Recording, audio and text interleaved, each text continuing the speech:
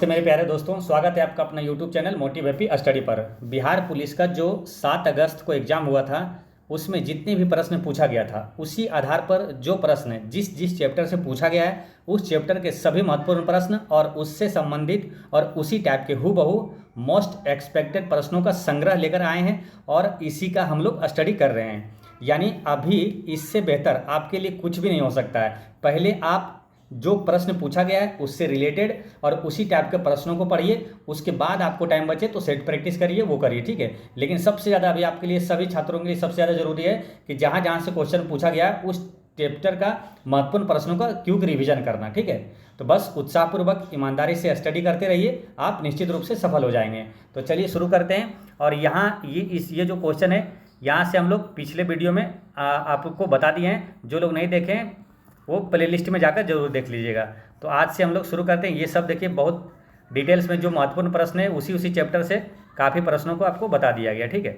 जैसे ये सब प्रश्न पूछा गया था, है ना। बलजीत सिंह जो है हॉकी इंडिया जो किसको लिए दिया जाता है, सर्वश्रेष्ठ गोल कीपर के लिए बलजीत सिंह पुरस्कार दिया जाता है। तो जो हॉकी इंडिया के लिए सबसे महत्वपूर्ण प्रश्न जो है वो आपको बता दिए हैं, ठीक है।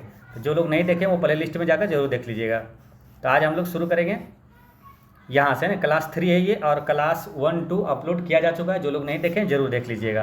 तो पहला क्वेश्चन है इसमें, देखिए ये प्रश्न आपसे एग्जाम में पूछा गया था 7 तारीख को कि बिंबिसार का प्रसिद्ध राजवैद्य जीवक देश का निवासी था, यानी ये कहाँ का निवासी था। तो जीवक काफ़ी प्रसिद्ध वैद्य है जिसके बारे में क्वेश्चन जो है अक्सर पूछे जाता है, ठीक है। ये ऐसा नहीं है कि ये पहली बार पूछा गया है, ये प्रश्न और पहले भी किसी न किसी एग्जाम में पूछा गया है, ठीक है। जैसे बिंबिसार का प्रसिद्ध राजवैद्य जीवक जो है ये कहाँ का निवासी था, तो ये राजगिरी का निवासी था। राजगिरी यानी कि ये वर्तमान में भी राजगीर बोलते हैं ना, राजगीर का ये निवासी था, ठीक है। अब इसके लिए देखिए इसी टाइप का सेम प्रश्न जो है ये आपका एसएससी सीपीओ में 2019 में पूछा गया था कि प्रसिद्ध चिकित्सक जीवक की किस राज्यसभा द्वारा नियुक्त किया गया था, यानी कि जीवक की नियुक्ति किसके द्वारा किया गया था, तो ये बिंबिसार ने किया था, ठीक है। अब देखिए यहीं पर प्रश्न में दिया हुआ ना कि बिंबिसार का ये प्रसिद्ध राजवैद्य था जीवक और ये राजगीर में रहता था, ठीक है। इसके लिए कुछ इंपॉर्टेंट पॉइंट्स देख लीजिए। देखिए जीवक को भारतीय राजा बिंबिसार द्वारा नियुक्त किया गया था। जीवक जो है बुद्ध के निजी चिकित्सक थे, है ना, भगवान बुद्ध के ये निजी चिकित्सक थे जीवक जो कि 5वीं शताब्दी ईसा पूर्व राजगिरी वर्तमान राजगीर में ये रहता था, ठीक है। और ऐसा माना जाता है कि सोवा रिगवा दवा पद्धति जो है ना, सोवा रिगवा दवा पद्धति भगवान बुद्ध द्वारा 2500 वर्ष पहले प्रारंभ की गई थी। बाद में प्रसिद्ध भारतीय विद्वानों जैसे जीवक, नागार्जुन, बागभट्ट और चंद्रानंदन ने इसे आगे बढ़ाया था। तो ये जो सोवा रिगवा पद्धति दवा पद्धति है इसको आगे बढ़ाया था किसने, जीवक, नागार्जुन और बागभट्ट और चंद्रानंदन ने इसे आगे बढ़ाया था, ठीक है। अब देखिए सेम चैप्टर का क्वेश्चन है ना, जो आपको इसमें आपको डिटेल बता रहे हैं कि जो बिंबिसार का राजवैद्य था जीवक, है ना, ये राजगीर का निवासी था और यही जीवक है ना। देखिए सेम चैप्टर से क्वेश्चन आपसे ये पूछा गया है, ठीक है। 7 तारीख के पेपर में ये दोनों क्वेश्चन आया है, एक तो जीवक कहाँ का था और ये देखिए सोवा रिगवा पद्धति जो है ये क्या है। डायरेक्ट क्वेश्चन आता है सोवा रिगवा क्या है, तो ये क्या है, एक हिमालय क्षेत्र में एक दवा यानी औषधि ये पद्धति है, ठीक है। तो सेम चैप्टर से क्वेश्चन पूछा गया, ठीक है। तो पूरा एग्जाम जो कि 7 तारीख के जितना भी प्रश्न पूछा गया है तो वही चैप्टर और उसी टाइप के प्रश्नों से पूरा एग्जाम आपका खत्म हो जाएगा। इसलिए अभी सबसे ज़्यादा बेहतर जरूरी है कि आपको रिलेटेड प्रश्न जो है इंपॉर्टेंट बस वही पढ़िए, ठीक है। टाइम बचे तो कुछ भी करिए, लेकिन सबसे ज़्यादा पहले जरूरी प्राथमिकता देना है कि जैसा प्रश्न पूछा गया है उस टाइप के और उस चैप्टर का पूरा अध्ययन करिए, ठीक है। उस चैप्टर में जो महत्वपूर्ण प्रश्न है उसको पढ़िए, ठीक है। उसी से रिलेटेड प्रश्न अक्सर पूछा जाता है। पिछले कई वर्षों में ऐसा ही होता है जब अलग अलग शिफ्ट में एग्जाम होता है, ठीक है। तो यहाँ पर क्या है, इस टाइप के जो प्रश्न है और यहाँ से कौन कौन पूछा जाएगा तो ऐसे समझिए। देखिए बात आई है क्या बिंबिसार के, तो बिंबिसार की अगर बात करते हैं तो हर्यक वंश का संस्थापक कौन था, तो बिंबिसार का, ठीक है। ध्यान से सुनना है, कई महत्वपूर्ण प्रश्नों को आपको बताते हैं, ठीक है। बिंबिसार जो है हर्यक वंश का संस्थापक था और बिंबिसार का पुत्र था कौन, अजातशत्रु था और अजातशत्रु का पुत्र था उदयन था, ठीक है। और देखिए यहाँ बिंबिसार है, बिंबिसार और आपको एक बिंदुसार है, तो इसमें कन्फ्यूजन ना हो तो दोनों को कभी भी साथ में रिवीजन करना चाहिए। बिंदुसार कौन था, बिंदुसार था ये अशोक का पिता था, है ना। जबकि ऐसे समझिए कि मौर्य वंश का संस्थापक था चंद्रगुप्त मौर्य और चंद्रगुप्त मौर्य का पुत्र था बिंदुसार। देखिए एक तो बिंबिसार है, आपको कन्फ्यूजन नहीं हो, कभी भी इसका पढ़ना चाहिए ना, हमेशा रिवीजन साथ में करना चाहिए। एक तो हो गया बिंबिसार, ये हर्यक वंश का संस्थापक हो गया, और एक है बिंदुसार, बिंदुसार जो कि मौर्य वंश का ये शासक है, और चंद्रगुप्त मौर्य का ये बिंदुसार कौन है, पुत्र है, और अशोक का पिता है। ठीक है, तो ध्यान रखना है, चंद्रगुप्त मौर्य का पुत्र बिंदुसार और बिंदुसार का पुत्र है अशोक। ठीक है, उसी प्रकार बिंबिसार जो है हर्यक वंश का संस्थापक जो है, बिंबिसार का पुत्र है अजातशत्रु, और अजातशत्रु का पुत्र है उदयन। जो कि कई बार क्वेश्चन आता है ना कि पाटलिपुत्र शहर की स्थापना किसने किया था, तो उदयन ऑप्शन में रहता है, तो उदयन आंसर हो जाता है, अगर उदयन नहीं हो तो अजातशत्रु आंसर हो जाएगा। ठीक है, तो यहाँ ध्यान रखना है कि बिंबिसार की हत्या करवाया था अजातशत्रु, इसके पुत्र अजातशत्रु ने हत्या करवा दिया था, और अजातशत्रु की हत्या इसका पुत्र जो है उदयन करवा दिया था, इसलिए इसको यानी कि हर्यक वंश को पितृहंता वंश भी कहा जाता है। ठीक है, तो ये चीज़ें काफ़ी इंपॉर्टेंट है, ये सभी ध्यान रखना है। अब बात करते हैं यहाँ से जो महत्वपूर्ण प्रश्न और बनता है क्या, बौद्ध संगीति के बारे में आएगा आपको। ठीक है, कि प्रथम बौद्ध संगीति कहाँ हुआ था और किसके शासनकाल में हुआ था, ये भी ध्यान रखना है। तो पहली बौद्ध संगीति कहाँ हुआ था, राजगीर में हुआ था। ठीक है, ध्यान रखना है, चारों याद रखना है। पहली बौद्ध संगीति राजगीर में, दूसरी बौद्ध संगीति वैशाली में, तीसरी बौद्ध संगीति कहाँ हुआ, पाटलिपुत्र में, और चौथी बौद्ध संगीति कुंडलवन यानी कश्मीर में हुआ था। ठीक है, इसको याद रख लेना है, आपके पास टाइम नहीं इसलिए वीडियो में ध्यान से सुनना और याद करते जाना है। ठीक है, तो आपको पहले भी पढ़े होंगे तो आपका रिवीजन जैसी होता है याद होते जाएगा।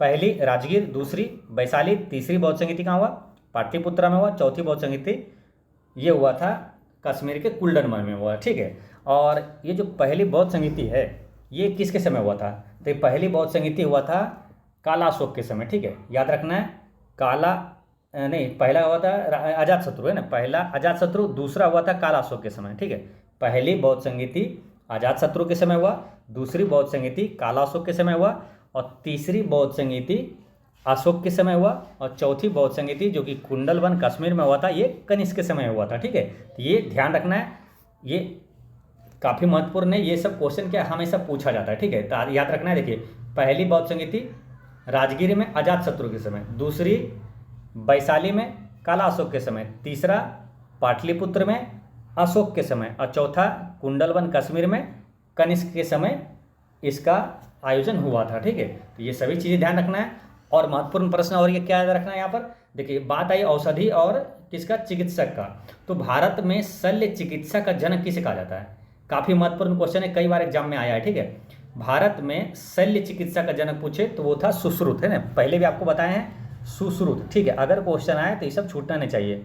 ये शल्य चिकित्सा का जनक पूछे तो ये है सुश्रुत, लेकिन सिंपल अगर पूछी जाए कि भारतीय चिकित्सा का जनक कौन था, तो वो चरक को भी भारतीय चिकित्सा का जनक माना जाता है ना, चरक का ध्यान रखना है। तो सुश्रुत का जन्म कहाँ हुआ था मालूम, सुश्रुत का जन्म 6ठी शताब्दी ईसा पूर्व में काशी में हुआ था, सुश्रुत का जन्म। ठीक है, और चरक से क्वेश्चन आएगा कि चरक किसके दरबार में रहता था, तो आपको पीछे भी बताएं, एक बार फिर रिवीजन करवाते हैं आपको। जो अश्वघोष किसके दरबार में रहता था, तो कनिष्क के दरबार में, और चरक है ये भी कनिष्क के दरबार में रहता था, नागार्जुन कनिष्क के दरबार में रहता था। तो आपको एक शब्द याद रखना है, अचानक, यानी अश्वघोष, चरक और नागार्जुन ये सभी कहाँ रहता था, कनिष्क के दरबार में रहता था। ठीक है, तो इतने सारे इंपॉर्टेंट चीज़ें आपको याद रखना है।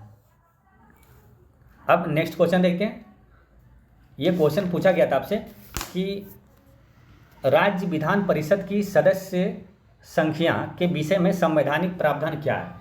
तो यहाँ पर जो इम्पोर्टेंट कई क्वेश्चन बनता है। ठीक है, तो यहाँ पर सभी महत्वपूर्ण प्रश्न देखेंगे।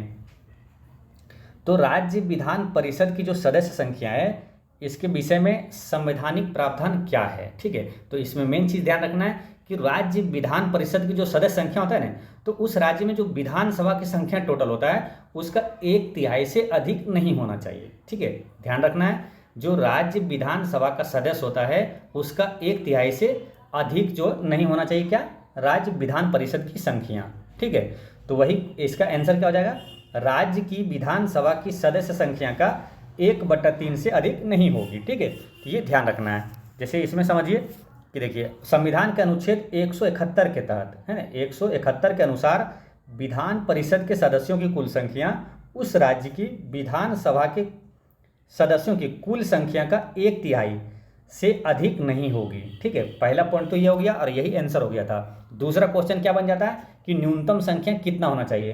तो न्यूनतम देखिए 1/3 से अधिक नहीं होना चाहिए और कम से कम 40 होना चाहिए। ठीक है, 40 से कम नहीं होना चाहिए। तो ये भी ध्यान रखना है कि अगर क्वेश्चन पूछा, देखिए क्वेश्चन पूछा भी गया था आपको ये बिहार पुलिस एसआई में पूछा गया था 2023 में, सेकंड शिफ्ट का क्वेश्चन है कि राज्य विधान परिषद की न्यूनतम संख्या कितनी है। तो न्यूनतम संख्या कितना, 40 से कम नहीं होना चाहिए। न्यूनतम होना चाहिए कितना, 40। और कितना से अधिक नहीं होना चाहिए, तो विधानसभा का जो सदस्य संख्या रहता है, जैसे कि बिहार में अभी विधानसभा कितना है, 243 है, तो उसका 1/3 से अधिक नहीं होना चाहिए। ठीक है, तो ये ध्यान रखना है। अगर 1/3 देखें 243 का तो कितना होता है, 81। यानी कि बिहार में विधान परिषद की जो संख्या है, सदस्य संख्या 81 से अधिक नहीं हो सकता है। फिलहाल है कितना, इसीलिए अभी कितना 75 है। ठीक है, तो ये सभी चीज़ें आपको बताएं, फिर बताएंगे आपको। ठीक है, तो आप ध्यान से खाली सुनते रहिए।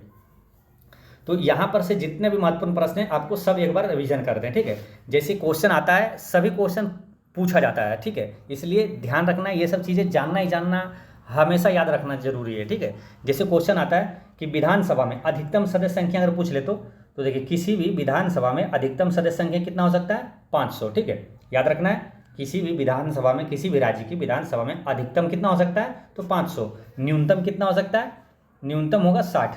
ठीक है, मैक्सिमम है 500 और मिनिमम जो है, न्यूनतम जो है ये कितना हो सकता है, 60 हो सकता है। ये विधानसभा की बात हो रही है। ठीक है, विधान परिषद का पूछे तो विधान परिषद में जो है ये क्या होता है, विधानसभा का जो है संख्या जितना है उसका 1/3 से अधिक नहीं होना चाहिए। ठीक है, 1/3 से अधिक नहीं होना चाहिए। और न्यूनतम कितना होना चाहिए, विधान परिषद का न्यूनतम 40 होना चाहिए। ठीक है, कम से कम 40 होना चाहिए। ठीक है, लेकिन कुछ अपवाद है, जैसे गोवा, मिजोरम और सिक्किम, ये राज्य में विधानसभा में, जैसे विधानसभा में क्या है, मिनिमम 60 होना चाहिए, लेकिन गोवा, मिजोरम और सिक्किम राज्य में विधानसभा के सदस्य 60 से कम हो सकता है। ठीक है, विधानसभा के सदस्य 60 से भी कम हो सकता है। तो उसको पहले छोड़िए, पहले मेन चीज़ें ध्यान रखना। क्या मेन 4 क्वेश्चन यहाँ से बनता है, विधानसभा में अधिकतम सदस्य कितना हो सकता है, 500। ठीक है, और मिनिमम 60 हो सकता है विधानसभा में। विधान परिषद की बात करें तो इसमें विधानसभा के जो सदस्य रहेगा उससे 1/3 से अधिक नहीं हो सकता है, और मिनिमम जो है कम से कम कितना होना चाहिए, तो 40 होना चाहिए। ठीक है, तो ये ध्यान रखना है। और यहाँ पर कुछ क्वेश्चन देखते हैं, जैसे कि अब लोकसभा की बात करते हैं। लोकसभा से भी प्रश्न पूछा जाता है। लोकसभा में अधिकतम कितना हो सकता है, तो लोकसभा में अधिकतम जो होता है 550 होता है। और राज्यसभा में अधिकतम कितना सदस्य हो सकता है, तो उसमें 250 हो सकता है। ठीक है, 250 हो सकता है। और राज्यसभा में जो है अधिकतम बता दिए। अच्छा ठीक है, लोकसभा में हो गया 550। ठीक है, लोकसभा में 550 और राज्यसभा में 250 अधिकतम हो सकता है। ठीक है, और यहाँ से पूछा जाता है ये कि लोकसभा का सदस्य बनने के लिए न्यूनतम आयु क्या होता है। ये प्रश्न कई बार एग्जामों में रिपीट होते रहता है। लोकसभा में के सदस्य बनने के लिए न्यूनतम आयु कितना होगा, 25 वर्ष होगा। ठीक है, राज्यसभा में कितना होगा, तो 30 वर्ष होगा। राज्यसभा के सदस्य बनने के लिए न्यूनतम आयु जो है वो 30 वर्ष है। अच्छा, लोकसभा के सदस्यों का कार्यकाल कितना होता है, तो 5 वर्ष होता है। और राज्यसभा के सदस्यों का कार्यकाल कितना होता है, तो 6 वर्ष होता है। ठीक है, ये चीज़ें ध्यान रखना है। और यही सेम अप्लाई हो जाता है राज्य का विधानसभा और विधान परिषद में। यानी कि विधानसभा ये ले लीजिए, ये जो ये वाला है न्यूनतम आयु जो है और कार्यकाल, ये विधानसभा में सेम हो जाता है। ठीक है, और ये विधान परिषद में हो जाता है। यानी कि विधान परिषद के सदस्य बनने के लिए न्यूनतम आयु 30 वर्ष और उसका कार्यकाल 6 वर्ष होता है। ठीक है, उसी प्रकार विधानसभा में क्या हो जाता है, न्यूनतम आयु बनने के लिए, क्या सदस्य बनने के लिए 25 वर्ष और उसका कार्यकाल 5 वर्ष होता है। और एक प्रश्न यहाँ से ये आता है कि राज्यसभा के कितना सदस्य प्रत्येक 2 वर्ष बाद सेवानिवृत्त हो जाता है। ठीक है, ये प्रश्न काफ़ी महत्वपूर्ण है, तो याद रखना है कितना सदस्य, तो 1/3, मतलब 1/3 सदस्य जो है प्रत्येक 2 वर्ष सेवानिवृत्त हो जाता है राज्यसभा में। उसी प्रकार विधान परिषद में भी होगा। ठीक है, तो ये चीज़ समझना है। विधान परिषद जो होता है नियम, वो विधान परिषद का जो होता है वो केंद्र में क्या होता है, आपका राज्यसभा से एक जैसा होता है। और फिर विधानसभा जो होता है राज्य का, वो केंद्र में लोकसभा जैसा होता है। ठीक है, तो ये ध्यान रखना है। यानी कि राज्य के कितना सदस्य, तो 1/3 सदस्य प्रत्येक 2 वर्ष सेवानिवृत्त हो जाता है। ठीक है, तो यहाँ पर इतना याद रखना है। ठीक है, और एक प्रश्न आएगा आपसे कि लोकसभा भंग करने का अधिकार किसके पास है, तो राष्ट्रपति के पास है। लोकसभा को कौन भंग कर सकता है, तो राष्ट्रपति कर सकता है। राज्यसभा को कौन भंग कर सकता है? तो राज्यसभा क्या अस्थायी सदन है, इसको कोई भंग नहीं कर सकता, ठीक है। तो राज्यसभा भंग नहीं किया जा सकता, ठीक है। अच्छा, एक प्रश्न याद रखना है कि मंत्रिपरिषद सामूहिक रूप से किसके प्रति उत्तरदायी होता है? तो जो केंद्रीय मंत्रिपरिषद है वो सामूहिक रूप से लोकसभा के प्रति उत्तरदायी होता है, और जो राज्य का मंत्रिपरिषद होता है वो सामूहिक रूप से विधानसभा के प्रति उत्तरदायी होता है, ठीक है। ये ध्यान रखना है। अच्छा, बिहार विधानसभा में अगर पूछ लिया जाए कि अभी कौन सी जो चल रहा है, किस क्रम का विधानसभा अभी बिहार में चल रहा है, तो 18वीं विधानसभा है, ठीक है। ये याद रखना है, अभी बिहार में वर्तमान में 18वीं चल रहा है, और बिहार विधानसभा सदस्य की संख्या अभी कितना है? तो 243 है, ठीक है। याद रखना है कितना? 243 है। और अधिकतम हो सकता है कितना? किसी भी विधानसभा में अधिकतम हो सकता है 500, लेकिन वर्तमान में कितना है? 243 है। बिहार विधानसभा सदस्य वर्तमान में 243 है, और बिहार विधान परिषद में जो वर्तमान कितना है? तो 75 है, ठीक है। लेकिन होना चाहिए कितना? कितना से अधिक नहीं हो सकता, तो इसका 1/3 से अधिक नहीं होना चाहिए था, 1/3 से अधिक नहीं होना चाहिए, ठीक है। यानी 1/3 होता है 81 से अधिक नहीं होना है, और 40 से कम नहीं होना है, ठीक है। ये ध्यान रखना है। तो वर्तमान में जो बिहार विधानसभा सदस्य है 243 है, और विधान परिषद में अगर पूछ लिया जाए कि अभी वर्तमान में बिहार विधान परिषद में सदस्य कितना है, तो 75 है, ठीक है। अच्छा, बिहार में लोकसभा सीट कितना है? तो बिहार से लोकसभा में कितना सीट जाता है? तो 40 सीट जाता है ना। बिहार में लोकसभा सीट से कितना है?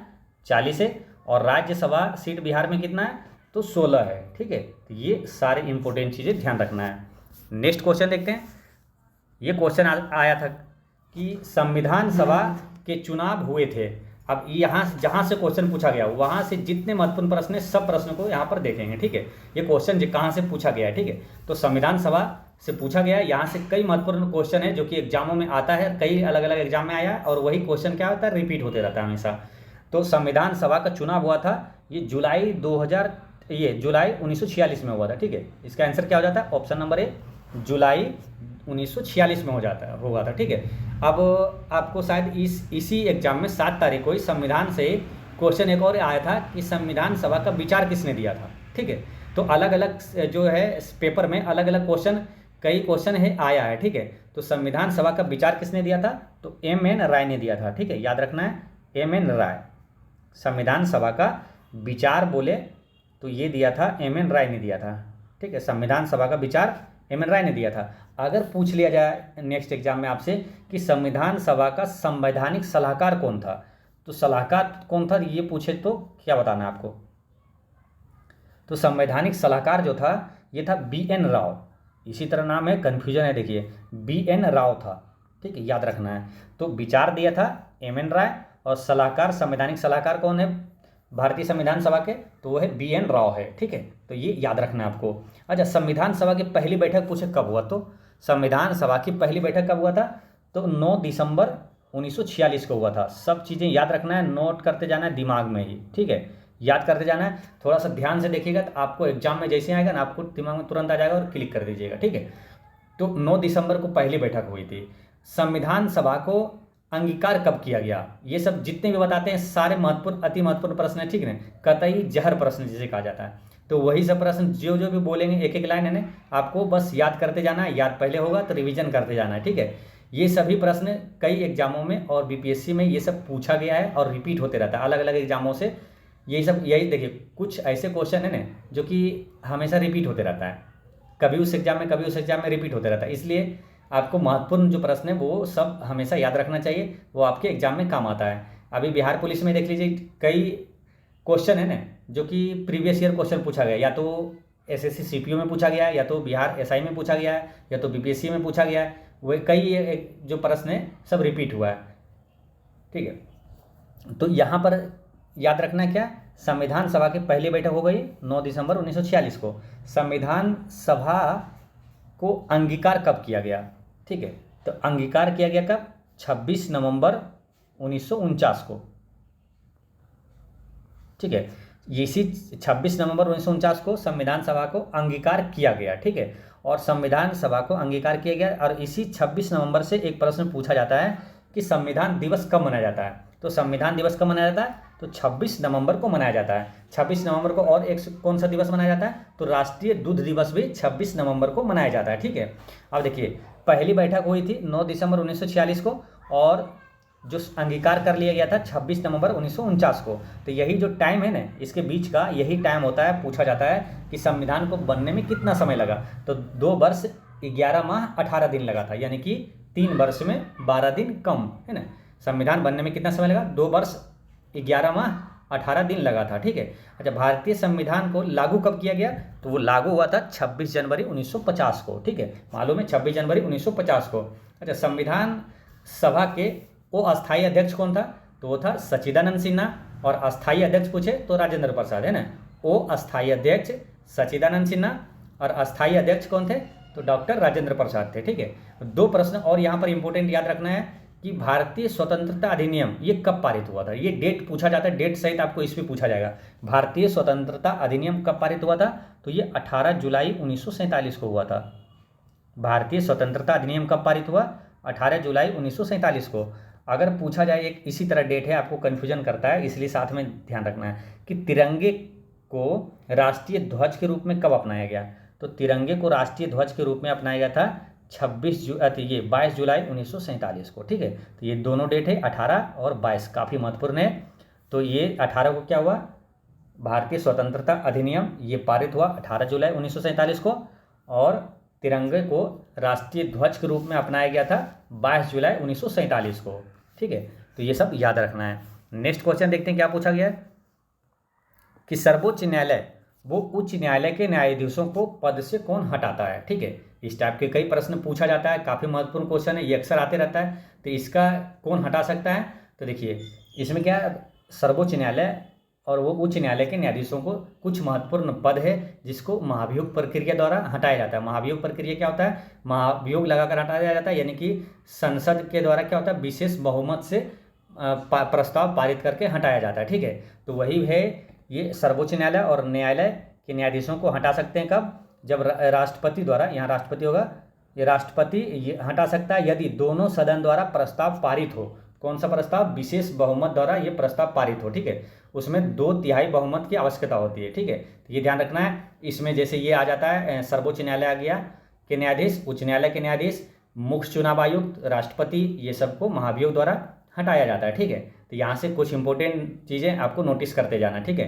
तो पहला क्या है कि राष्ट्रपति हटा सकता है, संसद के प्रत्येक सदन के विशेष बहुमत द्वारा समर्थित होना चाहिए। ठीक है, तो कौन सा बहुमत है, विशेष बहुमत है, ये भी ध्यान रखना है। विशेष बहुमत अगर क्वेश्चन पूछ लिया जाए, वहाँ कई प्रकार के बहुमत रहेगा, तो विशेष बहुमत टिक करना है। ठीक है, विशेष बहुमत द्वारा इसे हटाया जाता है। ठीक है, और सुप्रीम कोर्ट का अगर न्यायाधीश की सेवानिवृत्ति आयु क्या होती है, तो सेवानिवृत्ति आयु जो होता है वो 65 वर्ष होता है ना। सुप्रीम कोर्ट का सेवानिवृत्ति जो रिटायर होता है 65 वर्ष में, और हाई कोर्ट का जो होता है जो न्यायाधीश वो रिटायर होता है कितना, 62 वर्ष में रिटायर होता है। ठीक है, ये ध्यान रखना है। अगर पूछ लिया जाए हाई कोर्ट किस अनुच्छेद में, तो 214 में है, और इसे 2 1 4 को है ना, 1 को पहले कर दीजिए तो वो सुप्रीम कोर्ट हो जाता है, 1 to 4 है ना।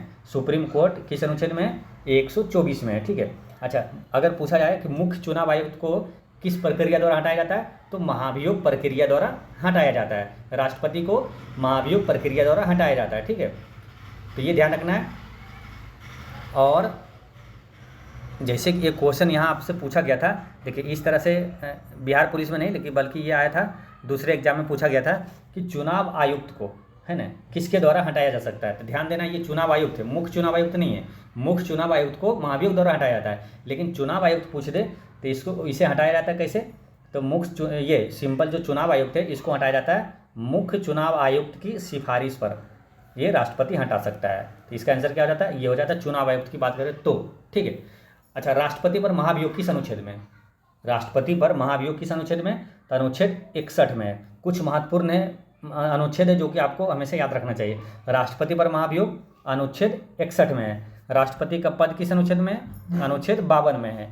और राष्ट्रपति जो महान्यायवादी की नियुक्ति करता है वो किस अनुच्छेद में है, तो 76 में है। राष्ट्रपति भारत के नियंत्रक एवं महालेखा परीक्षक की भी नियुक्ति करता है, वो किस अनुच्छेद में है, तो जो CAG होता है भारत का नियंत्रक एवं महालेखा परीक्षक, वो अनुच्छेद 148 में है। ठीक है। तो ये सभी महत्वपूर्ण चीज़ें याद रखना है। अगर पूछ लिया जाए भारत का भी मुख्य न्यायाधीश कौन है, तो DY चंद्रचूड़ है, 50वां क्रम का है, ठीक है। नेक्स्ट है कि निम्नलिखित में से कौन सी गैस पोप की आवाज़ करते हुए जलती है, तो ये हाइड्रोजन है। हाइड्रोजन से निश्चित रूप से एग्जाम में आता ही आता है। हाइड्रोजन से जो महत्वपूर्ण प्रश्न है याद करके जाइए, आपसे बन जाएगा, ठीक है। तो ये जो गैस है, कौन सी गैस पोप की आवाज़ करते हुए जलती है, तो वो हाइड्रोजन गैस है, ठीक है। इसका आंसर हाइड्रोजन हो गया।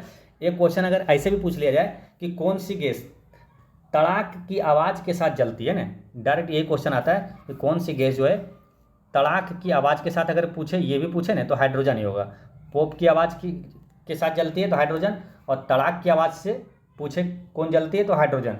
क्योंकि हाइड्रोजन ऐसे रिलेट कर लीजिए कि हाइड्रोजन को क्या आवारा तत्व कहा जाता है, ठीक है। तो आवारा है तो ये आवाज़ करते रहता है जैसे तैसे ना, पोप की आवाज़, तड़ाक की आवाज़, ये आवारा तत्व है हाइड्रोजन। तो हाइड्रोजन ही पोप की आवाज़ और तड़ाक की आवाज़ करके ये जलती है, ठीक है।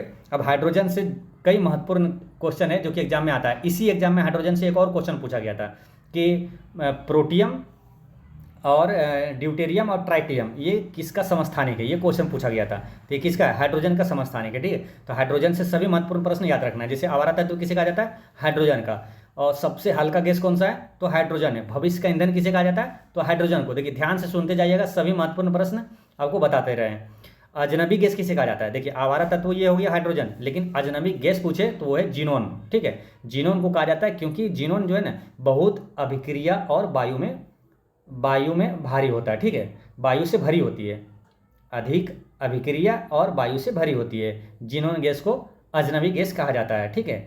तो हाइड्रोजन के कितने समस्थानिक है, डायरेक्ट ये भी पूछ लिया जाता है। तो 3 समस्थानिक है। कौन कौन सा हो गया, तो प्रोटियम, ड्यूटेरियम और ट्रिटियम है, ठीक है। ब्रह्मांड में सबसे ज़्यादा गैस पूछे तो हाइड्रोजन है। सूर्य में पूछ ले सबसे ज़्यादा गैस तो हाइड्रोजन है।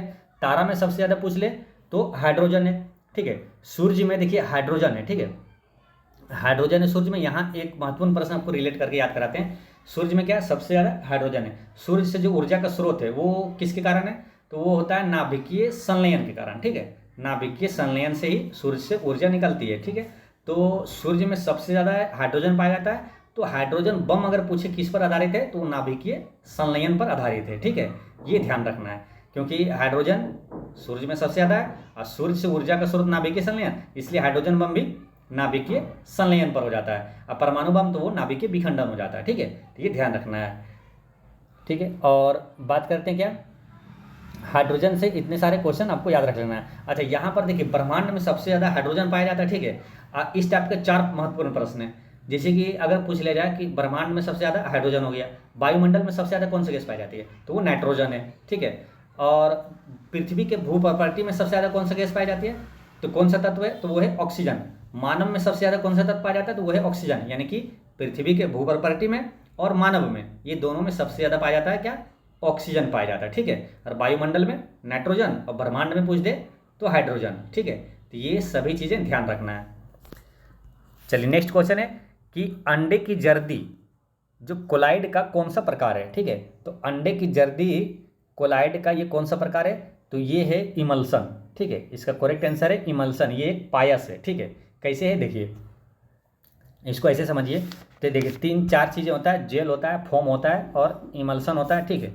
तो इसको यहाँ से समझिए। देखिए एक होता है क्या, प्रक्षिप्त कोलाइडी, पहले किसे कहते हैं ये जानना है, ठीक है। कोलाइड में क्या होता है, एक होता है प्रक्षिप्त परावस्था और एक होता है परिक्षेपण माध्यम, ठीक है। तो परिक्षिप्त अवस्था जो वो किसे कहा जाता है, तो परिक्षिप्त अवस्था जो है ना, देखिए यहाँ पर है परिक्षिप्त परावस्था, ये कहा जाता है विलय के कणों की अवस्था, यानी कि विलय जो कम रहता है, ठीक है। और ये परिक्षेपण माध्यम ये क्या होता है, ये होता है विलायक, है ना, विलायक के कणों की अवस्था।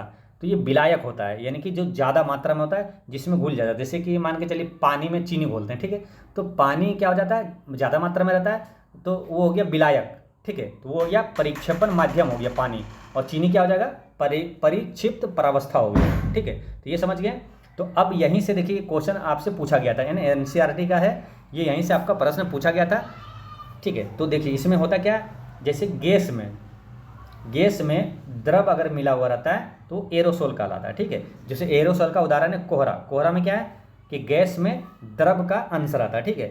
जैसे बादल, कुहासा, ये सब क्या एरोसोल है, इसमें क्या है गैस में द्रव है। फिर एरोसोल जैसे गैस में ठोस भी अगर मिले तो वो भी एरोसोल कहलाता है। जैसे धुआं, धुआं क्या है, गैस में ठोस है, ठीक है, धुआं में क्या है, गैस में ठोस मिला हुआ रहता है। और स्वचालित वाहन का निथार, ये सब क्या है, एरोसोल का उदाहरण है। फिर आपका फोम आता है, फोम का उदाहरण जैसे शेविंग क्रीम क्या है, फोम है। फोम क्या है, फोम होता है द्रव में गैस, है ना, द्रव में गैस जो होता है वो फोम कहलाता है। जैसे शेविंग क्रीम जो है फोम का उदाहरण है, ठीक है। फिर आपका है इमल्सन। इमल्सन क्या है कि द्रव में द्रव, है ना, द्रव में द्रव मिला हुआ रहता है, इमल्सन कहलाता है। पायस, जैसे कि दूध, फेस क्रीम और अंडे की जर्दी, ये सब जो होता है ये होता है क्या, इमल्सन, एक पायस है, ठीक है। तो देखिए वो क्या है, अंडे की जर्दी क्या है, वो भी एक द्रव में द्रव है। जैसे आपको लगेगा अंडे की जर्दी देखिएगा तो उसमें क्या 50% पानी होता है और 32% लिपिड होता है और 16% प्रोटीन होता है, ठीक है। तो वो एक क्या है, वो आपका एक इमल्सन है, पायस है, ठीक है। और एक चीज़ ऐसे समझिए, जो कोलाइड्स होता है, क्या होता है, कोलाइड्स एक बिस्मांगी मिश्रण है जिसमें जिसके कणों का आकार इतना छोटा होता है ना कि उन्हें सरलता से देखा नहीं जा सकता है, ठीक है। तो वो कोलाइड कहलाता है ना। कोलाइड क्या है, एक बिस्मांगी मिश्रण है, ठीक है, मिश्रण है, भले आपको दिखता नहीं है लेकिन मिश्रण है वो, है ना, क्या बिस्मांगी मिश्रण है जिसके कणों का आकार इतना छोटा है ना कि उसे सरलता से देखा नहीं जा सकता है। तो इमल्सन क्या है, जैसे दूध है क्या, एक पायस है, इमल्सन को ही बोलते हैं हिंदी में क्या, पायस। तो फेस क्रीम और अंडे की जर्दी ये सब क्या, पायस है, ठीक है, इमल्सन है जो कि द्रव में द्रव मिला हुआ है, ठीक है। फिर सोल क्या है, सोल में क्या, द्रव में जब ठोस मिलता है तो उसे सोल कहा जाता है। जैसे मैग्नीशियम मिल्क और कीचड़, ये क्या है, द्रव में ठोस है ना, तो ये सोल का उदाहरण है। तो कीचड़, मैग्नीशियम मिल्क क्या है, ये आपका सोल का उदाहरण है। फिर बात करते हैं फोम का। तो फोम में आपका ये जैसे फोम, रबड़ और स्पंज और प्यूमिस, ये सब फोम का उदाहरण है। फोम में क्या होता है, ठोस में आपका गैस मिला हुआ रहता है, ठोस में गैस। तो ये होता है फोम, रबड़, स्पंज और प्यूमिस, ये फोम का उदाहरण है, ठीक है।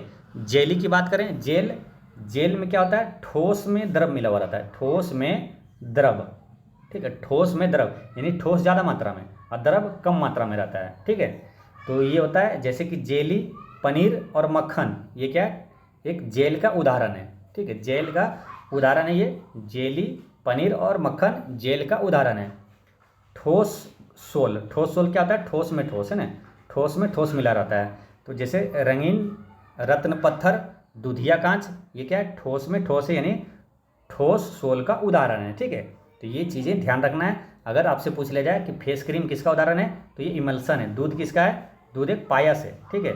और अंडे की जर्दी क्या हो गया, पायस है। जेल का अगर उदाहरण पूछ दे कि मक्खन क्या है, तो एक जेल है ना, ठोस में ज़्यादा ठोस है, द्रव कम है, तो ठोस में द्रव का मिश्रण है। पनीर क्या है, एक जेल है। जेली क्या है, एक जेल है, ठीक है। तो ये चीज़ें ध्यान रखना है। अब पूछेगा आपसे अगर कोहरा क्या है, तो कोहरा, बादल, कुहासा, धुआं, ये सब क्या है, एरोसोल का उदाहरण है ना। गैस में द्रव या तो ठोस रहता है, तो ज़्यादा मात्रा में क्या है, गैस है ना। परिक्षेपण माध्यम यानी कि विलायक, ठीक है, जो ज़्यादा मात्रा में रहता है। परिक्षिप्त परावस्था यानी कि कम मात्रा में रहता है, ठीक है, ये विलय के कण होता है, परिक्षिप्त परावस्था। तो यहीं से आपका प्रश्न पूछा गया था, ठीक है। तो ये ध्यान रखना है। तो आपको ये मालूम हो गया होगा ना कि सोल, जेल किसे कहा जाता है ना, इसको आप देख लीजिएगा फिर से। तो ये हो गया आपका उदाहरण, ठीक है। तो अंडे की जर्दी क्या हो गया, तो अंडे की जर्दी पूछा गया, तो ये आपका हो गया था क्या, इमल्सन, है ना, पायस हो गया था, ठीक है। तो ये ध्यान रखना है। अच्छा, यहाँ से एक क्वेश्चन और आता है कि कोलाइड कण का आकार कितना होता है। तो कोलाइड कण का आकार आपको बताते हैं। कोलाइड कण का आकार अगर पूछ लिया है तो 10 के पावर -3 से 10 के पावर -6 मिलीमीटर होता है, ठीक है, ये ध्यान रखना है। अगर ऑप्शन में सेंटीमीटर में रहे तो 10 के पावर -5 से 10 के पावर -7 सेंटीमीटर होगा, ये कोलाइड कण का आकार है, ठीक है। तो ये ध्यान रखना है। नेक्स्ट क्वेश्चन है, नेक्स्ट आपसे क्वेश्चन पूछा गया था 7 तारीख वाले में कि आयरन का प्रतीक क्या है, ठीक है, यानी कि लोहा का प्रतीक क्या है। तो ये तत्व से पूछ लिया गया था और इसका प्रतीक क्या है। तो तत्व से आपको नहीं, अब इससे ज़्यादा आप क्या समझ में आएगा आसानी से। अब यहाँ से पूछ रहा है तो यहाँ से पढ़ के जाना आपको, अगर नहीं पढ़ते हैं तो फिर आपकी लापरवाही है।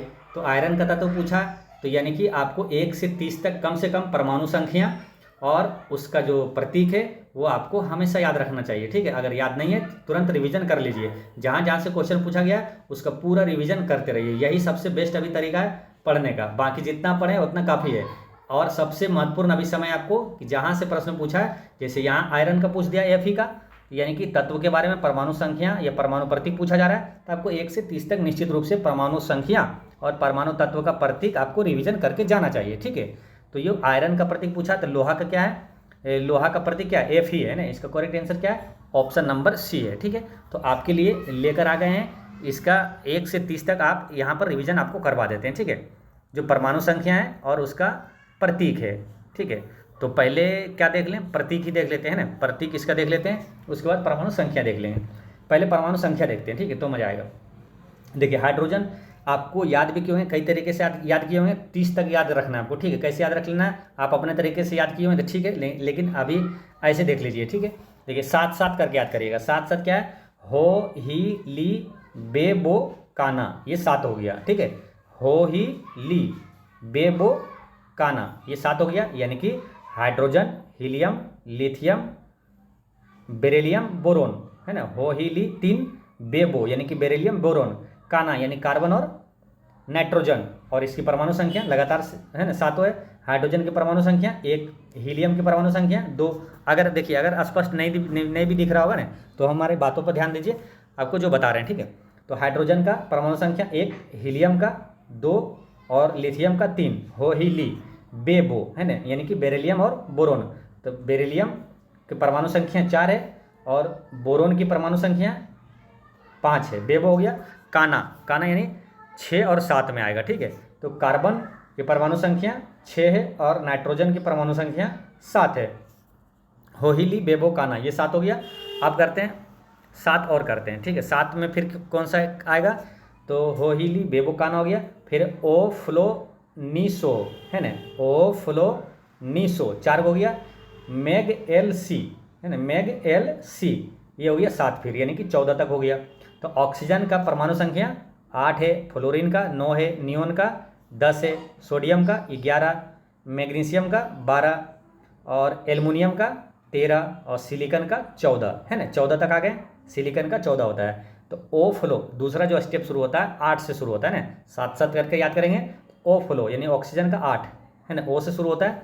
ओ फ्लो नीसो, है ना, 8 9 10 11, ठीक है, 8 9 10 11, ओ फ्लो नीसो। मैग एल सी यानी कि 12 13 14, मैग्नीशियम एल्युमिनियम का 13 और सिलिकॉन का परमाणु संख्या 14 है, ठीक है। तो ये 14 तक याद हो गया, ठीक है। हो ही ली बेबोकाना, ओ फ्लो नीसो, मैगेल सी। अब आगे याद करते हैं 21 तक, ठीक है। आपको है फॉस्फोरस, है ना, फोसो क्लो, है ना, फोसो क्लो, ये 3 हो गया। आपो के अस्के, है ना, ये 4 ऐसे करके अलग अलग करना है। फोसो क्लो ये 3 और फिर 4 ऐसे करना है। आपो के अस्के, ठीक है। तो फोसो क्लो यानी कि फॉस्फोरस, सो सल्फर, क्लो यानी क्लोरीन। तो फॉस्फोरस का परमाणु संख्या क्या है, 15 है, ठीक है। 7 दूनी 14 हो गया। अब तीसरा स्टेप जो है 15 से शुरू हो रहा है, यानी कि फॉस्फोरस का 15 हो गया।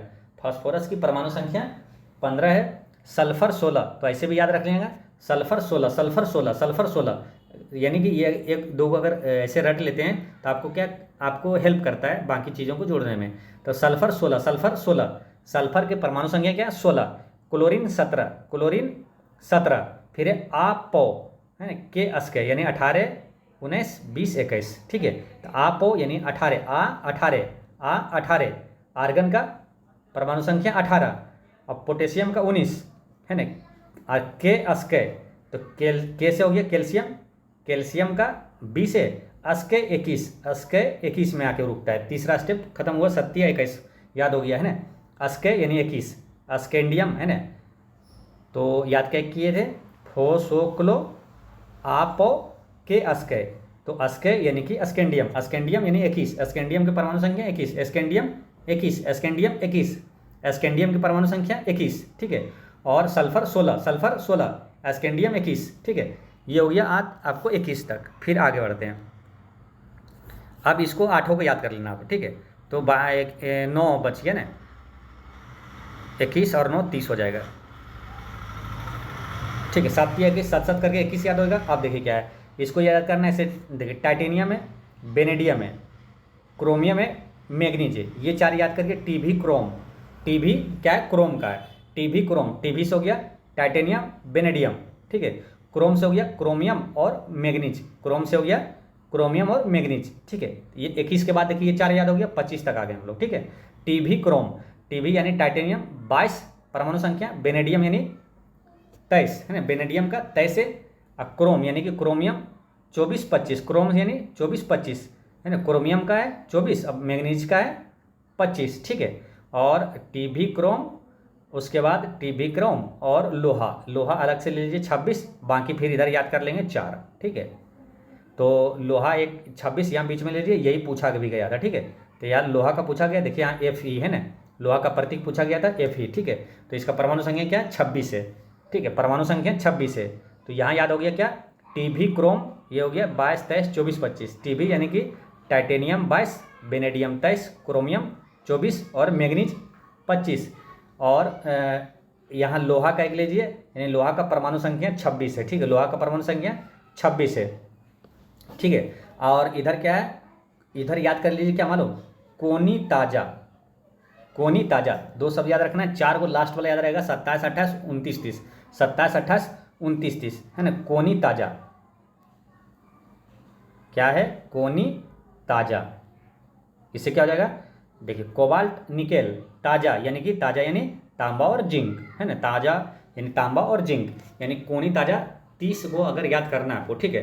तो कोनी ताजा बोले तो यानी लास्ट 4 वाला, ठीक है ना। 26, 27, 26 तो हो गया लोहा, 27, 28, 29, 30, लास्ट 4 वाला 27, 28, 29, 30 क्या है, कोनी ताजा यानी कि कोबाल्ट का 27, निकेल का 28, ताजा यानी 29, 30 है ना, लास्ट में 2 बचा है, 29, 30। तो ताजा है तांबा का 29 परमाणु संख्या, और जिंक का परमाणु संख्या कितना है, तो 30 है, 29, 30 है, ठीक है। तो ये परमाणु संख्या एक बार आप देख सकते हैं, याद हो गया तो अच्छी बात है, एक बार और देख लीजिएगा, ठीक है। और इसका आप देख लेते हैं परमाणु जो प्रतीक है ना, प्रतीक से पूछा गया था, तो आपको प्रतीक अधिकतर आपको मालूम ही होगा, ठीक है, क्योंकि ईजी है। जैसे हाइड्रोजन का हो गया H, हीलियम का He है, लिथियम का Li है, बेरिलियम का Be है ना, बेरिलियम का प्रतीक Be, और बोरोन का B, ठीक है। ये दोनों कन्फ्यूजन हो सकता है, इसलिए ध्यान रखना है, कन्फ्यूजन होगा भी नहीं, क्योंकि बे है तो Be है, Be बे होता है, तो बेरिलियम का Be देना है, ठीक है। बेरिलियम का Be है। अब बोरोन का सिर्फ B है, बोरोन का प्रतीक क्या है, सिर्फ B है। कार्बन का C है, ठीक है, कार्बन का परमाणु प्रतीक C है। नाइट्रोजन का N है, ऑक्सीजन का O है, फ्लोरीन का F है, फ्लोरीन का F है। तो यहाँ से तक में इसमें दिक्कत नहीं है ना, फ्लोरीन का F है। और नियोन का Ne है, नियोन का Ne है, नियोन का परमाणु प्रतीक क्या है, Ne है। सोडियम का याद रखना है, सोडियम का Na होता है, आपको याद भी होगा, सोडियम का प्रतीक क्या होता है, Na। सोडियम का प्रतीक जो होता है Na, परमाणु संख्या 11, तो प्रतीक क्या है, Na। मैग्नीशियम का Mg, ठीक है, मैग्नीशियम का Mg, मैग्नीशियम में ध्यान देना है, मैग्नीशियम का देखिए कुछ कन्फ्यूजन वाला आता है, वही पूछा भी जाता है ज़्यादातर। तो मैग्नीशियम का है Mg, एक आता है मैग्नीज, तो वहाँ पर आ जाएगा क्या, Mn हो जाता है, ठीक है। तो ये मैग्नीशियम जो है, ये है मैग्नीशियम है Mg है ना, मैग्नीशियम जो 12 पर है, 12 परमाणु संख्या इसका, तो इसका प्रतीक क्या है, Mg है मैग्नीशियम का। एल्युमिनियम का क्या है, Al, एल्युमिनियम का प्रतीक Al, सिलिकॉन का Si, फास्फोरस, यहाँ पर ध्यान देना है, फास्फोरस का P है, ठीक है, फास्फोरस का P है, फास्फोरस का P है। सल्फर S, सल्फर S, और क्लोरीन का Cl, क्लोरीन का है Cl, और आर्गन का Ar है ना, आर्गन का प्रतीक क्या है, Ar, आर्गन हो जाता है। और पोटेशियम का K, ठीक है, यहाँ ध्यान देना है, इस पर कन्फ्यूजन नहीं होना है। पोटेशियम का कहीं अगर याद नहीं रहता तो P ध्यान में आ जाता है, लेकिन नहीं, P नहीं है। पोटेशियम का क्या प्रतीक है, K, पोटेशियम का प्रतीक क्या है, K है, पोटेशियम का प्रतीक K है, ठीक है, पोटेशियम का प्रतीक है K। और P जो है वो P किसका था, तो वो फॉस्फोरस का था ना, P जो है फॉस्फोरस का है, पोटेशियम का है K। और कैल्शियम का Ca, अस्केंडियम का Sc, अस्केंडियम का प्रतीक है Sc। टाइटेनियम के क्या है Ti, वेनेडियम के क्या है V। अब क्रोमियम जो है इसका क्या है Cr, क्रोमियम का Cr। मैग्नीज का Mn, देखिए ना, मैग्नीज का Mn, और मैग्नीशियम का क्या था Mg, ठीक है, ये ध्यान रखना है। और बात करते हैं लोहा का है ना, जो कि ये पूछा गया था, लोहा का Fe है ना, लोहा का प्रतीक क्या है FE है ना, FE। तो जहाँ से देखिए पूछा गया वही सब आपको लिस्ट लेकर आए हैं, ठीक है। तो हाँ, अगर एक चीज़ है कि अगर आपको वीडियो अच्छा लगता है, आपको अगर हमारी मेहनत अच्छा लगता है, तो ज़रूर कमेंट में थोड़ा सा अच्छा कमेंट करिए और लाइक करिए, ठीक है। तो कोबाल्ट का क्या है, CO। कोबाल्ट का प्रतीक क्या है, CO। निकेल का क्या है, Ni। और तांबा का क्या है, Cu है ना। तांबा का ध्यान रखना है, कॉपर होता है, तांबा का प्रतीक क्या है, Cu है। जिंक का Zn होता है, ठीक है, जिंक का Zn। तो यहाँ तक निश्चित रूप से याद रखना है आपको, ठीक है। कहाँ, ताज़ा, कोनी ताज़ा, लास्ट में क्या बताए थे, कोनी ताज़ा, यानी कि 27, 28, 29, 30, ये आपको याद रहना चाहिए। कोनी ताज़ा, कोस लास्ट में चारों जो है कोनी कहाँ से स्टार्ट होगा, तो 27, 28, 29, 30। कोबाल्ट है ना, कोनी यानी कि कोबाल्ट निकेल, कोनी यानी कोबाल्ट निकेल, ताज़ा यानी तांबा और जिंक। कोबाल्ट का 27 है परमाणु संख्या, निकेल 28 है, ताज़ा यानी तांबा 29 और जिंक का परमाणु संख्या 30 है, ठीक है। इतना तक याद रखना है। और कुछ महत्वपूर्ण आपको बता देते हैं जो कि याद रखना आपको चाहिए, ठीक है। जैसे सोना का अगर पूछा जाए, सोना का प्रतीक क्या है, तो Au है। इसका परमाणु संख्या पूछे तो 79 है, सोना 79, सोना 79, सोना 79। और पारा का प्रतीक क्या है, Hg। पारा का Hg है इसका, और इसका परमाणु संख्या कितना है, 80 है ना, 79, 80, ठीक है, दोनों साथ में। सोना का है Au और परमाणु संख्या सोना 79 और पारा का है 80। पारा का Hg होता है और इसका क्या है, परमाणु संख्या 80 है, ठीक है। चांदी का पूछे तो चांदी का प्रतीक है Ag, ठीक है, चांदी का Ag हो गया और इसका परमाणु संख्या कितना है, 47 है, चांदी का 47 है। यूरेनियम का पूछे तो यूरेनियम का U होता है प्रतीक और इसका कितना होता है, 92, परमाणु संख्या जो होता है 92 होता है, ठीक है। और क्या याद रखना आपको, थोरियम, थोरियम पूछे तो TH होता है, ठीक है, और इसका परमाणु संख्या क्या है, 90, थोरियम का है 90, ठीक है। सीसा का पूछे प्रतीक तो सीसा का होता है Pb, सीसा का Pb होता है और इसका परमाणु संख्या पूछे तो 82 है ना, Pb 82, Pb 82, Pb 82, Pb क्या है, सीसा है ना। टीन का पूछे तो Sn होता है, टीन का Sn होता है, टीन का परमाणु प्रतीक Sn होता है और टीन का कितना होता है, पूरे 50। टीन कितने पर है, तो 50 पर है। टीन का परमाणु संख्या क्या है, तो 50 है, ठीक है। तो ये सारी चीज़ें ये ध्यान रखना आपको। चलिए नेक्स्ट देखते हैं क्या पूछा है और उससे संबंधित महत्वपूर्ण चीज़ें देखेंगे। इसमें देखिए पूछा था क्या, जल में ऑक्सीजन परमाणु की संकरण अवस्था पूछा था, ठीक है। तो संकरण अवस्था आप डिटेल में पढ़े होंगे है ना, पेड क्लास में पढ़े होंगे, तो आप तो जानते ही होंगे। आपको हम मोटा मोटी आपको बताते हैं अभी फिलहाल, क्योंकि टाइम कम है। तो जो संकरण संख्या निकालने का क्या होता है, देखिए उसमें पढ़े होंगे आप अलग तरीके से, हम देखिए बताते हैं जो कि आसानी से और कम समय में आपको निकल जाए, ठीक है। देखिए होता क्या है, आपको कोई भी चीज़ दिया है, जैसे यहाँ पर क्या दिया, जल दिया, तो जल का पहले क्या होता है, सूत्र आपको मालूम है ना, H2 होता है। अब इसका निकालना है आपको क्या, संकरण संख्या, ठीक है। तो संकरण अवस्था निकालते हैं ना, तो क्या करते हैं, टोटल बैलेंस निकाल लेंगे। बैलेंस क्या होता है, टोटल बैलेंसी जो होता है, उस बैलेंसी मतलब संयोजकता। संयोजकता किसे कहते हैं, जो किसी भी परमाणु के अंतिम कक्षा में जो उपस्थित इलेक्ट्रॉन होता है वो संयोजकता कहलाता है, ठीक है। तो संयोजकता सबका निकालेंगे। जैसे कि इसमें क्या क्या है, हाइड्रोजन है और ऑक्सीजन है, तो इसका दोनों का जो संयोजकता है वैलेंसी निकाल के जो टोटल होगा ना उसमें 2 से भागा देंगे। इसको समझते जाइए। जैसे हाइड्रोजन का संयोजकता कितना होता है, 1, ठीक है, और 1 होता है, लेकिन ये H2 है, यानी कि इसका क्या हो जाएगा, 2 है ना, ये हो जाएगा 2। हाइड्रोजन का अगर H2 है तो 2 हो जाएगा, H3 रहेगा तो 3 हो जाएगा। इसकी संयोजकता कितना, 1 है। और ऑक्सीजन की संयोजकता कितना है, तो ऑक्सीजन का है आपका 6, ठीक है। ऑक्सीजन का वैलेंसी क्या है, 6 है, ठीक है।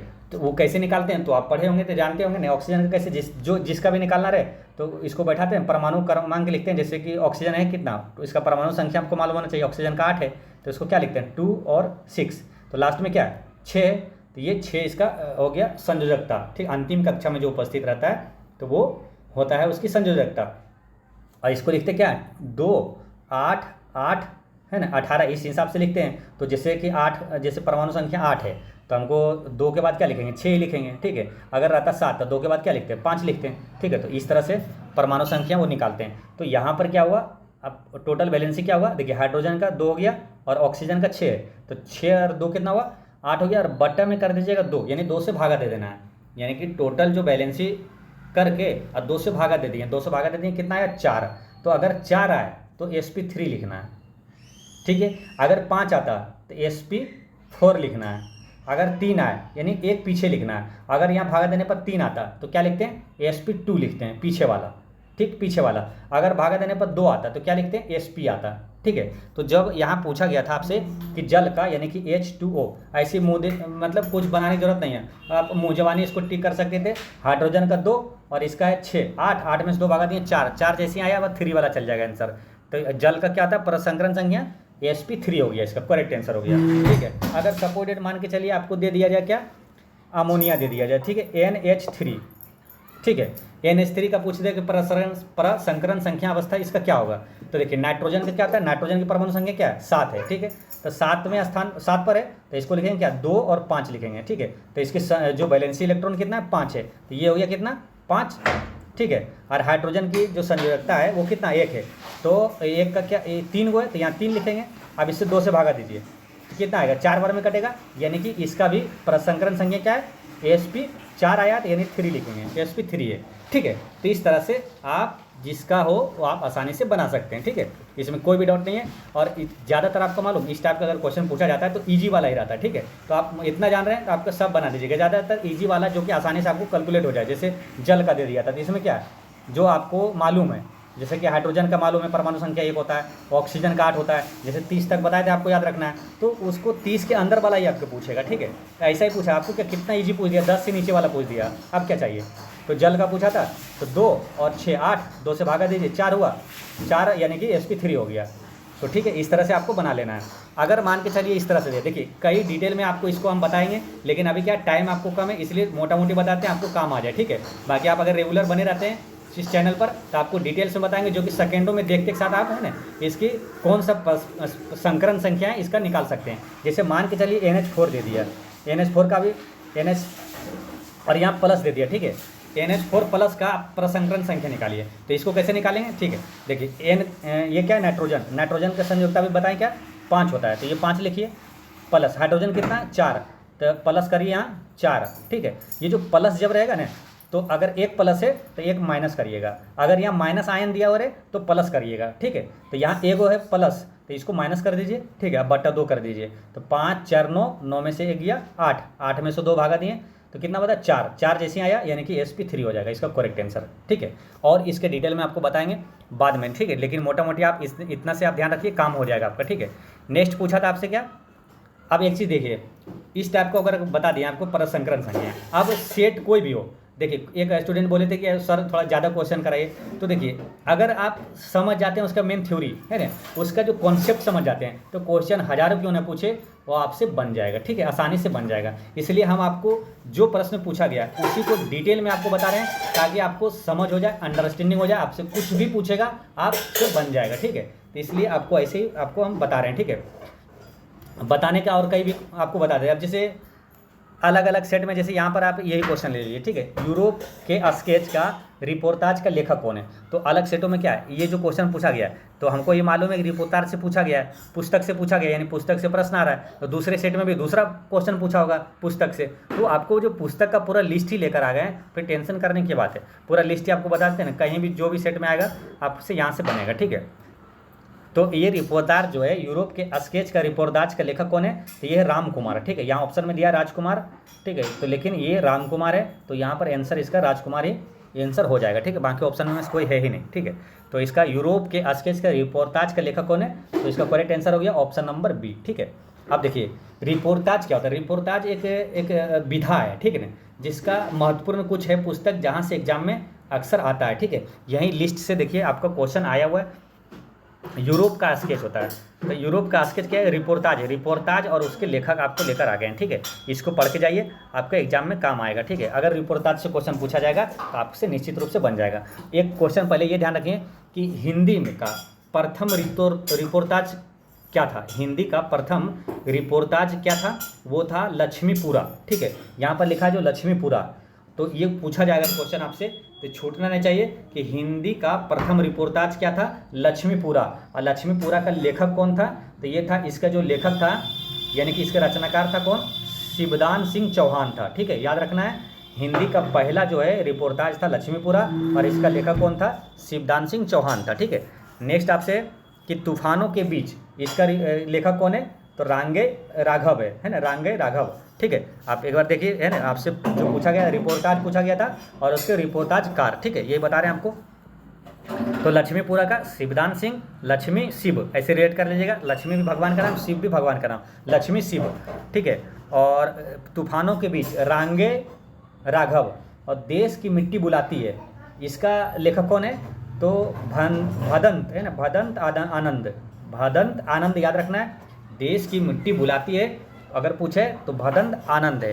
नेक्स्ट है कि प्लॉट का मोर्चा, इसका लेखक कौन है? तो शमशेर बहादुर सिंह है। प्लॉट का मोर्चा शमशेर बहादुर सिंह है। प्लॉट का मोर्चा के कौन है?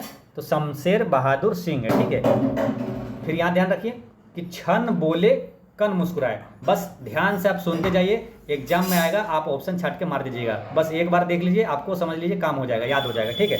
छन बोले कन मुस्काए, छन बोले कन मुस्काए, तो मुस्काएगा कौन? कन्हैया लाल, है ना। तो छन बोले और कन मुस्काए कन्हैया लाल मिश्र प्रभाकर था। छन बोले कन मुस्काए कन्हैया लाल मिश्र।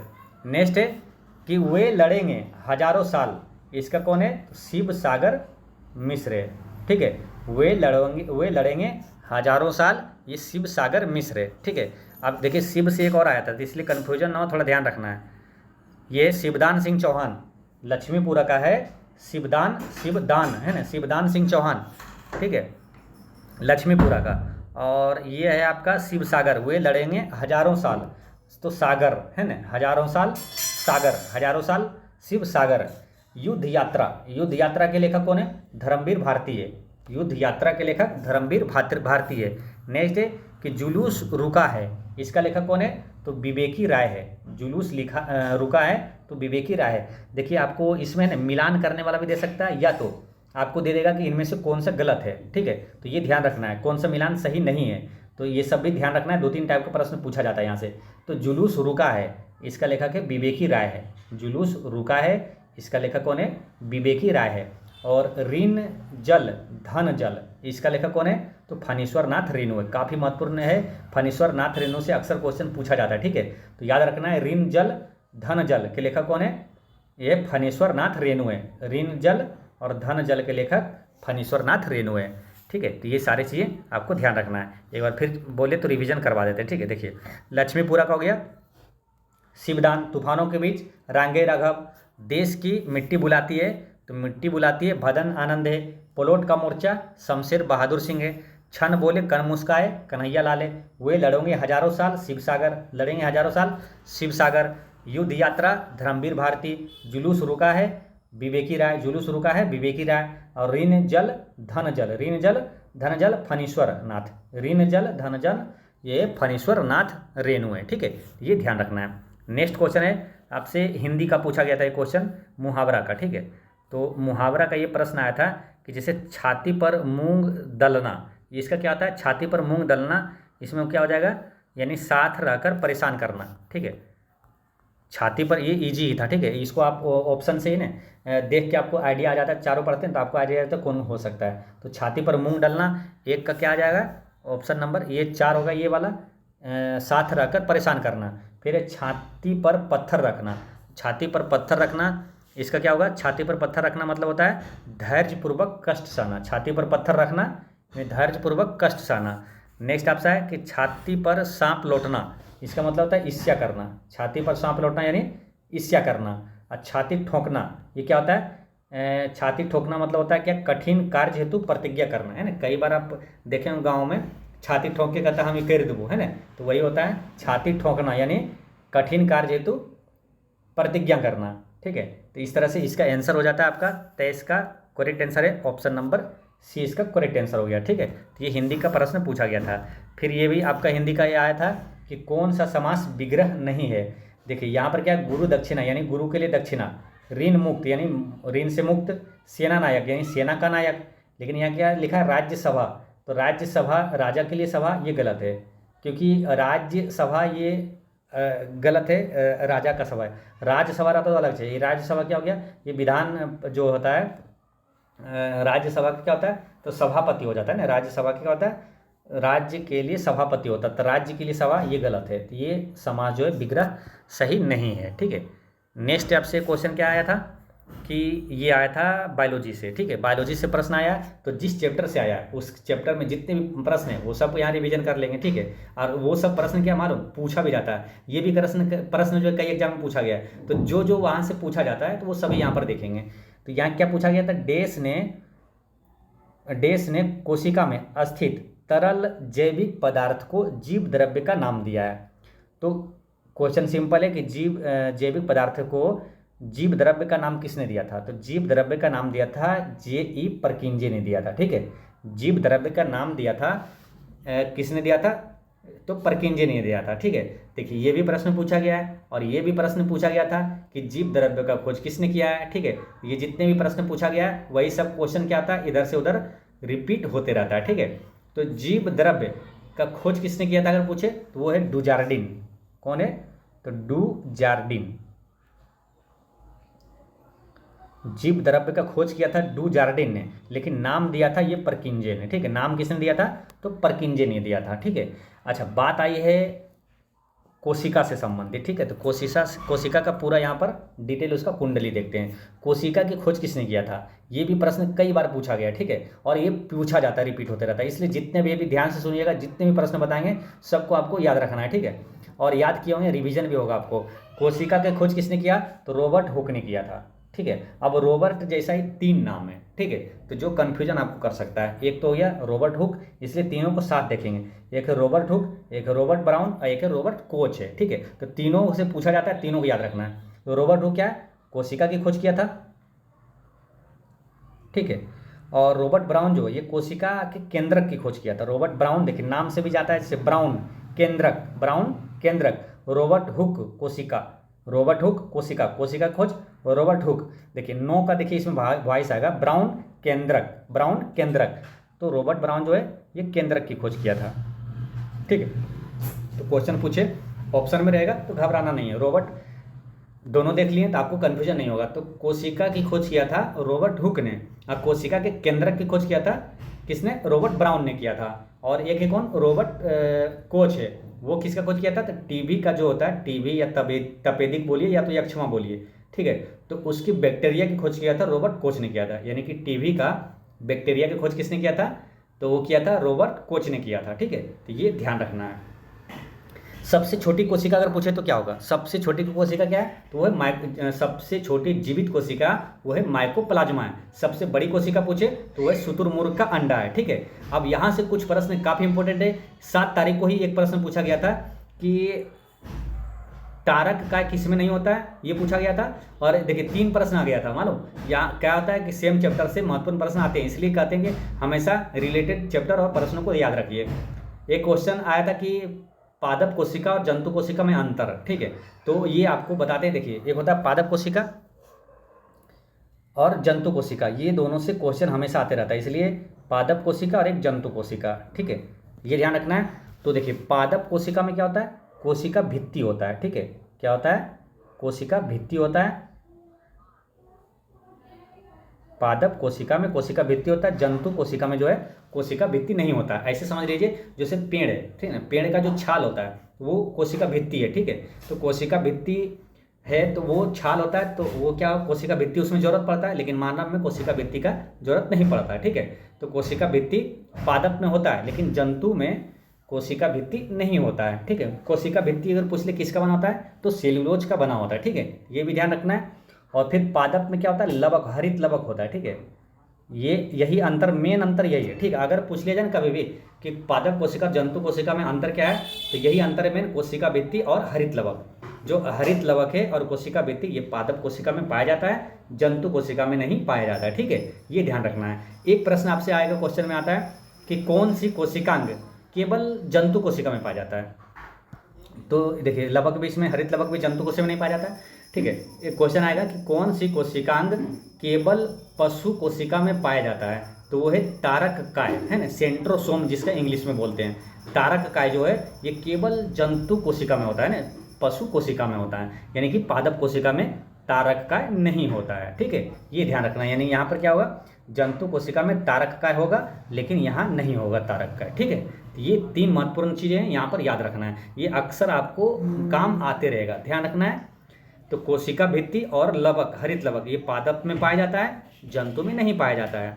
और तारक काय जो है ये केवल जंतु कोशिका में पाया जाता है, यानी कि सेंट्रोसोम। ठीक है, अब एक चीज़ और ध्यान रखिए, देखिए केंद्रक, कोशिका झिल्ली, कोशिका द्रव्य और माइटोकॉन्ड्रिया, ये 4 कोशिका घटक, फिर से समझिए, केंद्रक, कोशिका झिल्ली, कोशिका द्रव्य और माइटोकॉन्ड्रिया, ये 4 कोशिका घटक पशु और पादप कोशिकाओं दोनों में पाया जाता है। ठीक है, एक बार फिर समझिए, केंद्रक, कोशिका झिल्ली, कोशिका द्रव्य और माइटोकॉन्ड्रिया, ये चारों जो है ना, ये दोनों में पाया जाता है। ठीक है, ये ध्यान रखना है। अब यहाँ से और क्या ध्यान रखना है, यहाँ से और कौन क्वेश्चन आएगा कि तारक काय का खोज किसने किया था। तो देखिए, तारक काय जो है सेंट्रोसोम, तो तारक काय का खोज किसने किया था। तो जैसे कि यहाँ पर पूछा था ना, क्या जैव द्रव्य का नाम किसने दिया था, तो वही तारक काय का खोज किसने किया और नाम किसने दिया था। ठीक है, तो तारक काय का खोज किया था बोन ब्रेडन, बोन ब्रेडन खोज किया था। और इसका नाम किसने दिया था, तो तारक काय का नाम दिया था थियोडोर बोबेरी। तो बोबेरी सिर्फ याद रखिएगा, काम हो जाएगा ना, थियोडोर बोबेरी, बोबेरी है ना। तारक काय का खोज किया था बोन ब्रेंडन, है ना, बोन ब्रेंडन, और नाम दिया था थियोडोर बोबेरी। ठीक है, बोबेरी, तो नाम दिया था थियोडोर बोबेरी, किसका, तारक काय का। ठीक है, तो ये ध्यान रखना। अच्छा, पूछे कि लाइसोसोम का खोज किसने किया था, तो लाइसोसोम का खोज किया था किसने, डी ड्यूबे ने किया था, है ना, लाइसोसोम। यही सब प्रश्न है जो कि आपसे एग्जाम में पूछा जाता है, इससे बाहर प्रश्न नहीं आता है। ठीक है, तो लाइसोसोम हो गया, राइबोसोम हो गया, माइटोकॉन्ड्रिया होगा, तारक का हो गया, पादप कोशिका हो गया, जंतु कोशिका होगा, इससे बाहर क्वेश्चन आता ही नहीं आता है। ठीक है, तो ये सब अगर पढ़ लेते हैं तो क्वेश्चन आपसे नहीं छूटता है। तो लाइसोसोम जो है इसका खोज किसने किया था, तो डी ड्यूबे ने किया था, है ना, डी ड्यूबे, ये लाइसोसोम का खोज किया था। अब आत्महत्या की थैली किसे कहा जाता है, ये पूछा जाता है। ठीक है, तो आत्महत्या की थैली किसे कहा जाता है, ये लाइसोसोम को ही आत्महत्या की थैली कहा जाता है। ठीक है, ऑप्शन में क्या क्या रहेगा, देखिए, आत्महत्या की थैली किसे कहा जाता है, ऑप्शन में आपको रहेगा सेंट्रोसोम, लाइसोसोम, राइबोसोम और माइटोकॉन्ड्रिया। तो देखिए, ये लाइसोसोम इसका आंसर है। आपको दिमाग में ये खोज कैसे लेगा, इसको सर्च कैसे करेगा, देखिए, आत्महत्या की थैली, आत्महत्या को इंग्लिश में क्या बोलते हैं, सुसाइड। तो सुसाइड में देखिए 200 आता है ना, सुसाइड, तो ऑप्शन में देखिएगा 200 किस में आ रहा है, तो 200 आएगा इसी में, लाइसोसोम, है ना, लाइसोसोम। सुसाइड, आत्महत्या मतलब सुसाइड, तो सुसाइड यानी आत्महत्या की थैली, सुसाइड यानी 200 वाला, ये लाइसोसोम टिक कर देना है। ठीक है, तो ये ध्यान रखना है। अब याद भी रहेगा आपको ना, ध्यान रखने की जरूरत भी नहीं है, जैसे आएगा आप टिक कर सकते हैं। और भाई रही बात क्या, राइबोसोम, राइबोसोम की खोज किसने किया था, तो राइबोसोम की खोज किया था, इसका खोज किया था आपको पेलेडे, याद रखना है, राइबोसोम की खोज पेलेडे ने किया था। अब राइबोसोम से क्वेश्चन कौन सा आता है, प्रोटीन का कारखाना किसे कहा जाता है, तो राइबोसोम को कहा जाता है। ठीक है ना, राइबोसोम, प्रोटीन का कारखाना किसे कहा जाता है, तो राइबोसोम को कहा जाता है। ठीक है, प्रोटीन का निर्माण कहाँ होता है, तो राइबोसोम में होता है। ठीक है, इसीलिए प्रोटीन का कारखाना इसे राइबोसोम को कहा जाता है। इसका खोज किसने किया था, पेलेडे ने किया था। माइटोकॉन्ड्रिया की खोज किसने किया था, तो अल्बर्ट वॉन कोलिकर ने किया था, है ना। माइटोकॉन्ड्रिया की खोज किसने किया था, अल्बर्ट वॉन कोलिकर ने किया था। ठीक है, ये याद रखना है, माइटोकॉन्ड्रिया को खोज अल्बर्ट वॉन कोलिकर ने किया था। और कोशिका का पावर हाउस किसे कहा जाता है, तो माइटोकॉन्ड्रिया को कहा जाता है। ठीक है, देखिए, कोशिका का पावर हाउस पूछे तो माइटोकॉन्ड्रिया हो गया, और राइबोसोम क्या, प्रोटीन का कारखाना हो गया, आत्महत्या की थैली, आत्महत्या यानी कि सुसाइड यानी कि लाइसोसोम। ठीक है, तो ये ध्यान रखना है। और केवल जंतु कोशिका में पाया जाता है क्या, तो तारक काय जो है, सेंट्रोसोम जो है, ये केवल जंतु कोशिका में पाया जाता है। तो इतने सारे चीज़ें ध्यान रखना है। तो दोस्तों आज ये इस वीडियो में इतना ही रहने देते हैं, फिर नेक्स्ट वीडियो में आगे के महत्वपूर्ण प्रश्नों के साथ आपके साथ मिलते हैं। तो